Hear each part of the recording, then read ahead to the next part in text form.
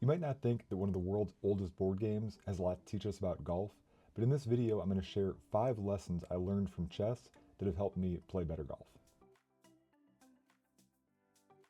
New players are obsessed with hitting high quality shots, or in chess, learning openings, understanding high level strategy.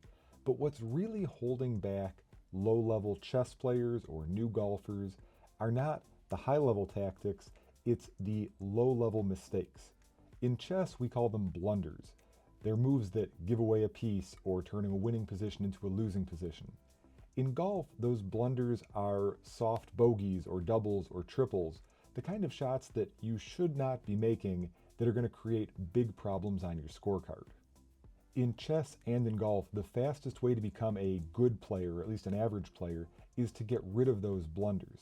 Now, of course, this is easier said than done, but in golf, understanding that it's not about making birdies, it's about getting rid of the big mistakes, helps you focus your practice so that you can make that improvement faster. I want to give you 4 areas of your game to focus on where you can eliminate blunders and see your scores drop dramatically. The first is keeping it in play off the tee. If you're hitting 3 off the tee because you blew it out of bounds, you hit it into the water, you duffed it, it's almost impossible to shoot good scores. So figure out how you can get it in play off the tee. Again, you don't need to hit 300-yard fairway splitters, but you need to hit it a couple hundred yards or so, depending on, of course, your age and your health and your ability. But get it a couple hundred yards out there, somewhere reasonably in play, so that you can play golf from there. Getting rid of those off the tee blunders is probably the single biggest place you can shave strokes off your score. The second is in the bunker, and this may be number 1, the easiest one to fix. Go spend 15 or 20 minutes in a bunker in a practice area somewhere and develop a reliable way to get out of the sand. You don't have to get out of the sand and throw it right next to the hole. You don't have to worry about getting up and down out of bunkers if you're a high handicap player. If you can get out of the bunker in one shot, you're going to be miles ahead of other players at your level, and you'll be well on your way to becoming a high teens, low 20s handicap. What blows up your scorecard is when you take 2 or 3 shots to get out of the bunker. Now you're embarrassed. Now the next putt's going to be bad, or the next chip's going to be bad. You're going to add a 3 putt on top of that, and now you've taken an 8 or a 9 or a 10 when you really could have made a bogey if you had just gotten out of the bunker in one shot. A similar lesson is true around the greens. If you're chipping and pitching, make sure your next shot is a putt.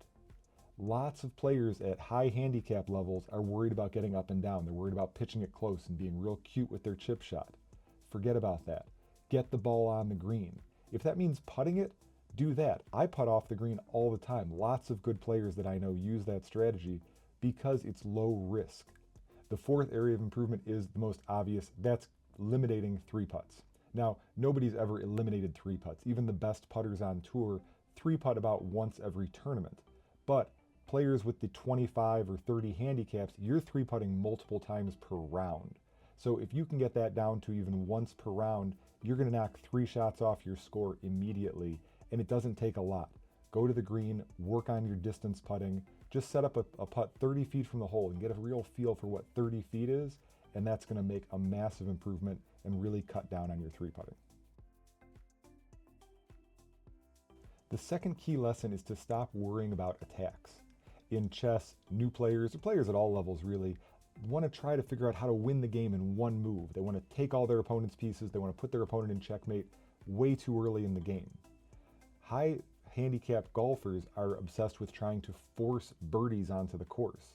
In both cases, what ends up happening is that you create a lot of mistakes and you don't create those scoring opportunities that you want to, except in very rare instances. In chess and in golf, it's about making small incremental improvements to your position over the course of a round or over the course of the hole.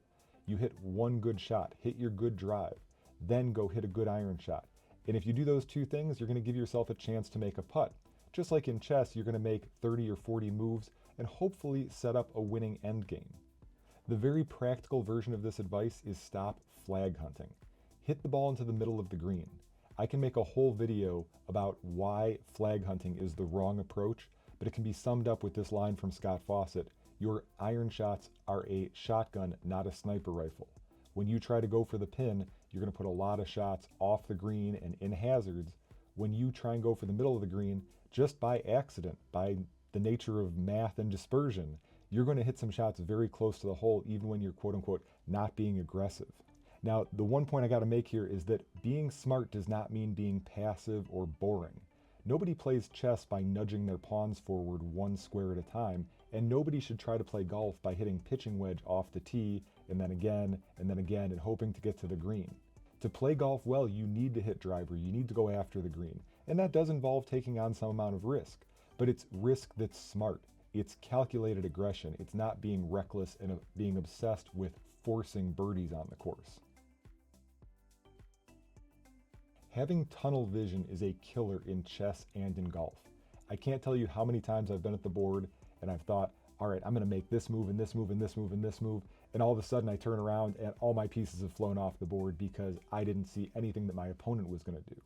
Or I get so obsessed with one line of play that I miss the fact there was something else much, much better available to me.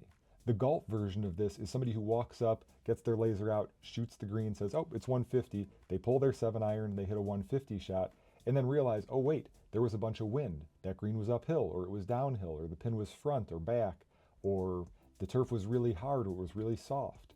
There are so many factors to consider other than yardage. You can't play golf with your blinders on. The same is true around the green. Don't grab the same wedge on every shot. Not every shot calls for the same club or the same approach. You may want to hit a low shot or a high shot. When you go to practice, are you the kind of player who just brings your wedge and your 7 and your 4-iron and your driver and you hit a few of each and then you go home? Or are you the player who's out there exploring all the different kinds of shots you can possibly create? When you go to the course, maybe you're not hitting every shot with a low cut or a high draw, but you have those available to you, and having them available to you allows you to play golf in a much more entertaining way, a much more fun way, and it also opens up a lot more scoring opportunities. Playing golf by rote, where you just hit nothing but stock shots, is not only boring, it's not really the best way to score. Before I get to the fourth lesson, if you're enjoying this video, please take a moment to like the video, subscribe to the channel, leave a comment, or share this with a friend. It really helps the channel and I'd really appreciate it. Unless you have a monk's temperament, you've probably had the experience of being on the golf course, hitting a bad shot, and just losing it. For whatever reason, you're throwing a club, you're slamming a club into the ground, you're cursing everybody who's around you. It's a human reaction to the frustration of golf. But as somebody who plays both golf and chess, I will tell you golf has nothing on chess when it comes to inspiring rage. Nothing makes me more angry than when I make a bad play, I get beat, and I realize I have nobody to blame but myself. I can't blame the groundskeeper, can't blame my playing partner who talked in my backswing. It's just me and the silly moves I made on the board. But the lesson to learn from chess and from golf that applies in both is that no matter how mad you are, it's not going to help your next move or your next shot. You need to find a way to get over it and not carry that forward. Because again, we've all probably had this experience in golf. You hit one bad shot, you have steam coming out your ears, you go up to your next shot, now you're angry, you smash that one goes badly. Now you're doubly mad. You walk up to the chip and you smash it across the green. And you walk up to that next one, maybe you keep that on the green, but then your putt, you slam that past. And all of a sudden you've got a 9 on your scorecard because you made one bad shot and didn't control your anger. So whether it's a breathing exercise, something you say to yourself, you've got to find a way to get through that anger and get back to a calm, even state where you can play your best golf. All chess players marvel at grandmasters and their ability to calculate many, many moves into the future. They can tell us that their thought process is, I'm going to do A, and then he's going to do B, and then I'm going to do C, and they're going to do D. And it blows our minds to realize that they can think like that. The same way, high-level golfers might stand on a tee and say, okay, I'm going to do this, and then I'm going to hit this onto the green, I'm going to make the putt. And we watch them execute it, and we're blown away.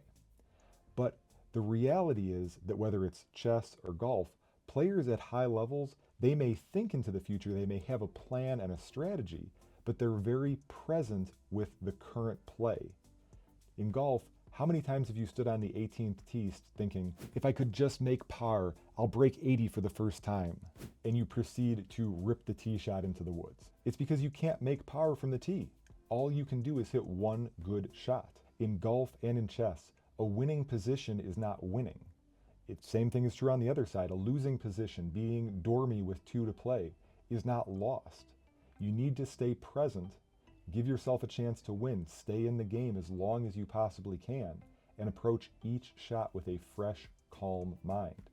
Again, with most of these things, it's so much easier said than done, but when you're able to do that the majority of the time, none of us are perfect, when you can do that the majority of the time, you're going to see your game go to a much higher level.